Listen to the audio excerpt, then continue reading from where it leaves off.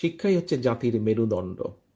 আজকে যদি আমরা শিক্ষা ব্যবস্থাটাকে ধীরে ধীরে সুন্দরভাবে গড়ে তুলতে পারি, আমাদের শিক্ষার্থীদের শিক্ষার মেরুদণ্ডটা যদি আমরা মজবুত, ভিত্তিটা যদি আমরা মজবুত করে গড়ে তুলতে পারি, ইনশাল্লাহ আমরা ভবিষ্যতে, সময় লাগবে কিন্তু আমাদেরকে শুরু করতে হবে কাজ। বিগত স্বৈরাচারের সময় আমরা দেখেছি প্রত্যেকটি সেক্টরকে তারা ধ্বংস করে দিয়ে গেছে। ঠিক আছে, তারা ধ্বংস করেছে। বিএনপি বাংলাদেশ জাতীয়তাবাদী দল ইনশাল্লাহ আবার গড়ে তুলবে। মানুষের শিক্ষা ব্যবস্থা, ভবিষ্যৎ প্রজন্মের শিক্ষা ব্যবস্থা আমরা ধীরে ধীরে করে গড়ে তুলব। প্রিয় সহকর্মীবৃন্দ, আমরা শিক্ষা ব্যবস্থার পাশাপাশি মানুষের চিকিৎসা ব্যবস্থাকে, গ্রামের প্রান্তিক মানুষ যাতে চিকিৎসা সুবিধা পায় সেটির জন্য আমরা পরিকল্পনা গ্রহণ করেছি। এখানে যারা মুরব্বী নেতৃবৃন্দ আছেন, সিনিয়র নেতৃবৃন্দ আছেন, অনেকেরই আপনাদের ধারণা আছে, আমাদের বয়সীয় কম বেশি যারা আছেন তারাও দেখেছেন, কম বেশি ধারণা আছে। শহীদ রাষ্ট্রপতি জিয়া রহমানের সময় পল্লী চিকিৎসক নামে একদল চিকিৎসক ছিলেন, যারা গ্রামে গিয়ে গিয়ে গ্রামের মানুষকে চিকিৎসা, বেসিক চিকিৎসা সুবিধাটা যারা দিতেন, ফলে অনেক মানুষকে তখন ঘরে বসেই সুস্থতা লাভ করতেন, হাসপাতালে আসার প্রয়োজন হতো না। আমরা ঠিক একইভাবে সেই কাজটি আবার শুরু করতে চাই স্বাস্থ্যকর্মী নিয়োগের মাধ্যমে। আমরা দেশে মোটামুটিভাবে পরিকল্পনা যে আমরা 1,00,000 স্বাস্থ্যকর্মী নিয়োগ করতে চাই।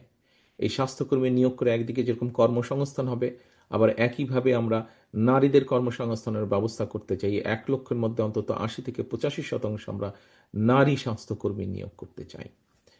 প্রিয় সহকর্মীবৃন্দ, শুধু এখানেই আমরা কর্মসংস্থানের ব্যবস্থা করতে চাই না।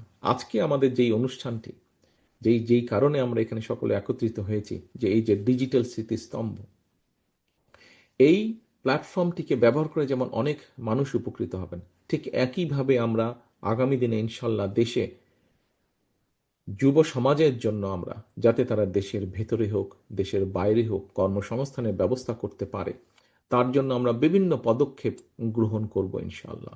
যেমন আমাদের ভোকেশনাল ইনস্টিটিউটগুলো মডার্নাইজ করার মাধ্যমে আমরা এখানে বিভিন্ন রকম আরও নতুন সাবজেক্ট ইন্ট্রোডিউস করব। যেই সাবজেক্টগুলো আমাদের প্রয়োজন নেই সেগুলোকে আমরা বাদ দিয়ে দেব। আমাদের দেশের মানুষ পৃথিবীর যে সকল দেশগুলোতে সাধারণত যায়, ইউরোপের কোথায় কোথায় কি কি কর্মসংস্থানের ব্যবস্থা আছে, জাপানে কি কি কর্মসংস্থানের ব্যবস্থা আছে, মধ্যপ্রাচ্যে কি কি কর্মসংস্থানের ব্যবস্থা আছে। আমরা শুনেছি যে চীনে অনেক জনসংখ্যা, কিন্তু এই মুহূর্তে চীনেও আস্তে আস্তে তাদের শ্রমিক প্রয়োজন এবং দক্ষ শ্রমিক প্রয়োজন। কিভাবে আমরা চীনে শ্রমিক পাঠাবো, কিভাবে ইউরোপে পাঠাবো আমাদের মানুষদেরকে, কিন্তু শুধু শুধু পাঠাবো না, আমরা তাদেরকে ভাষা শিক্ষা দেব, তাদেরকে বিভিন্ন প্রকার ট্রেনিং আমরা দেব, যেই কাজটি সে গিয়ে ওখানে সহজে যাতে সে চাকরি পেতে পারে।